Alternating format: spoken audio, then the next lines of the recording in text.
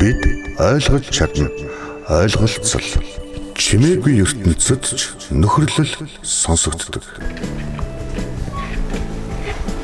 За, дараагийн баг болох Эрх саран Ламаа хоёрын даалгавар болох хотын чимээ уран зургийг ямар мэдрэмжтэйгээр урлаж зурсныг хамтдаа харцгаая хүүхдүүдээ.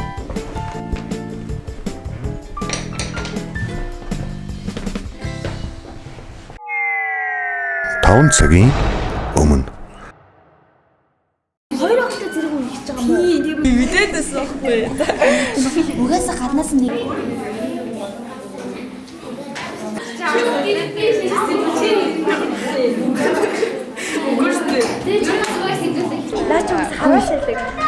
Та ер нь юм анзаарч байгаагүй юу?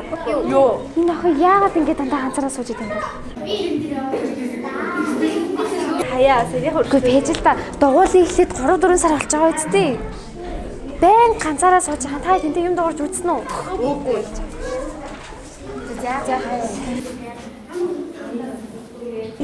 За. Хүй. Чи ер нь яагаад дандаа ганцаараа сууж идэв? Бид нартай нийлж юм ярихгүй юу? Яагаад? Чи эсвэл бид нарт дургүй юм уу? Бүүндөл ч гоё байл та. Чи сонсож чаддгүй юм уу?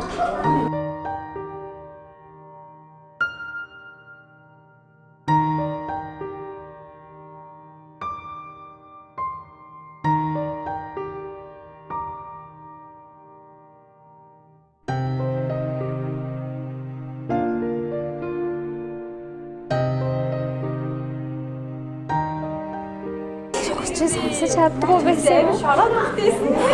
Ямар юу байдалд орчихвоо.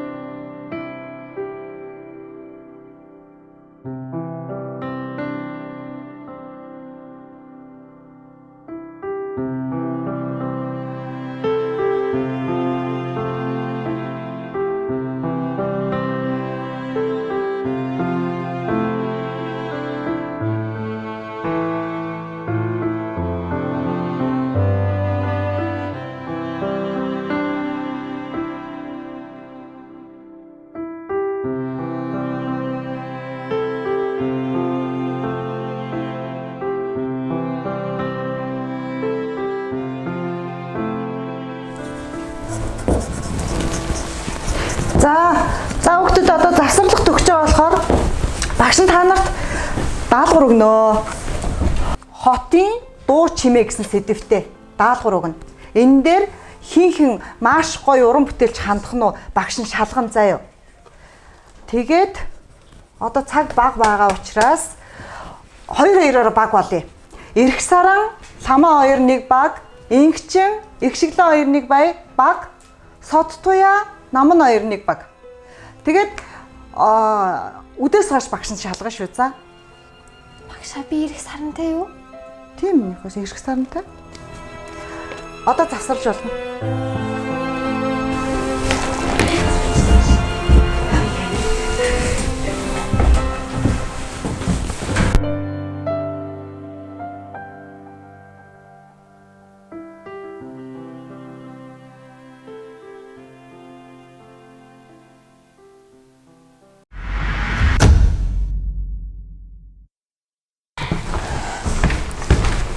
Одоо сонсолгүй гэдгийг низээр ижиж надтай нэг баг болгочих юм.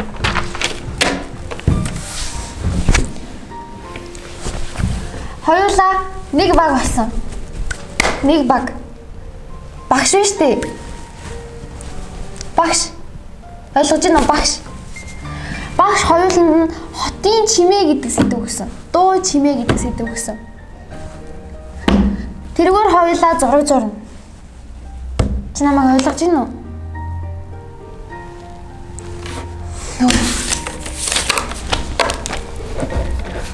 Энэ багш хоёуланд нь хотын чимээ гэдэг сэдв өгсөн баггүй юу? хоёулаа нэг баг гэсэн үг. Энийг зурна. Хотын чимээг зургаар илэрхийлнэ гэсэн үг. Чи нэрээ сонсдгүй штэ. Одоо яаж хийх юм бэ тэгээ? Тэгээд багшийн өгсөн сэдв юм чи хийхээс арга байхгүй штэ. Би яавал чамтай ойлголцох юм бэ?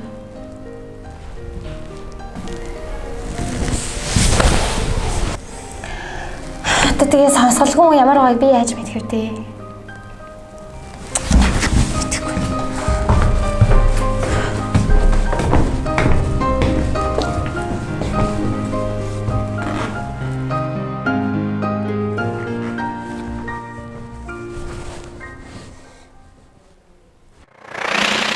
Бодлын хүч.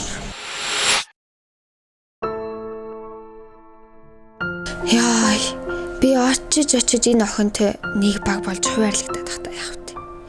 Гү одоо тэгээд ярьж чадахгүй, миний ил сүгийг ойлгохгүй хүүхдтэй яаж баг болж ажиллах юм? Би одоо яах ёстой юм бол? Гү би ер нь энэ охины оронд өөрийгөө тавьж үзээд мэдрэх хэрэгтэй юм болов? Сонсголгүйгээ түүнийг орхиж болохгүй шүү дээ. Заавал түүнтэй ойлголцох хэрэгтэй байдаг.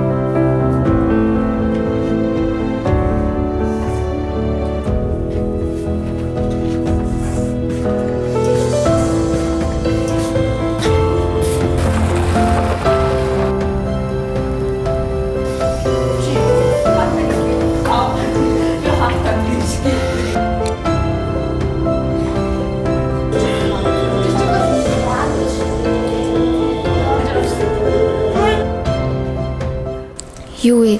Түүнд үнэхээр хэцүү байдаг юм байна.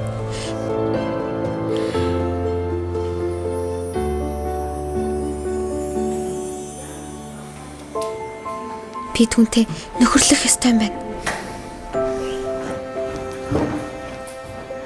Хоёулаа цогтаа харагдах уу? Хэлээ гарьяа явъя. Хоёулаа гатаа гарчаад байгаа тийм харагдах уу? Гарьяа.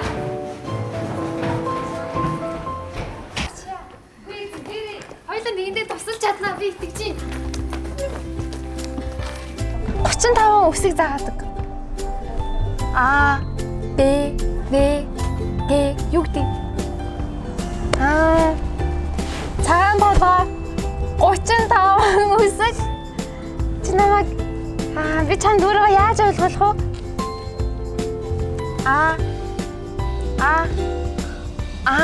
За. Б. Тэгвэл Б. Г. Д. Д үсэг яа тий? Д. Энэ Д үсэг юм уу? Д. Е. Я. Ж.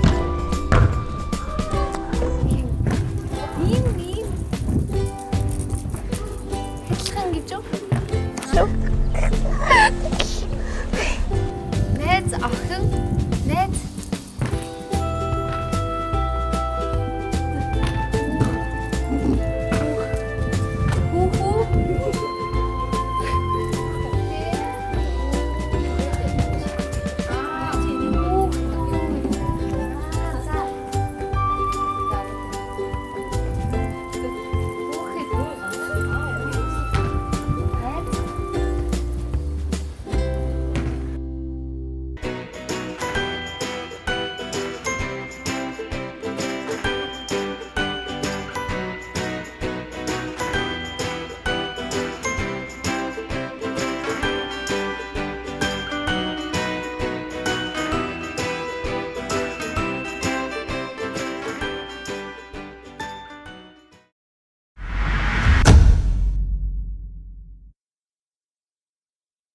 За.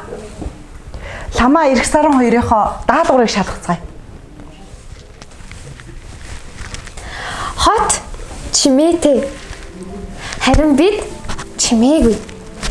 Би зүрхээрээ сонсдог. Чи сэтгэлээрээ ярьдаг. Хамгийн анх Ирэх сарантайгаа нэг баг болж ажиллахдаа хамгийн түрүүнд юуг мэдэрсэн бэ? Би яг ихэндээ болвол нэг баг болоод яаж цуг ажиллах юм бэ? Яаж цуг зурах юм бэ? Яаж ойлголцох юм бэ гэдэг их хэцүү байдалд орсон л доо. Нилээн ботсон. Гэхдээ би нэг арга болсон юм.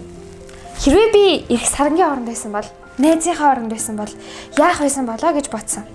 Тэгээд би төсөөлөлдөө өөрийгөө сонсголгүй мэт буулгаад тэгээд нүдээ нэхэд маш хэцүү мэдрэгдсэн.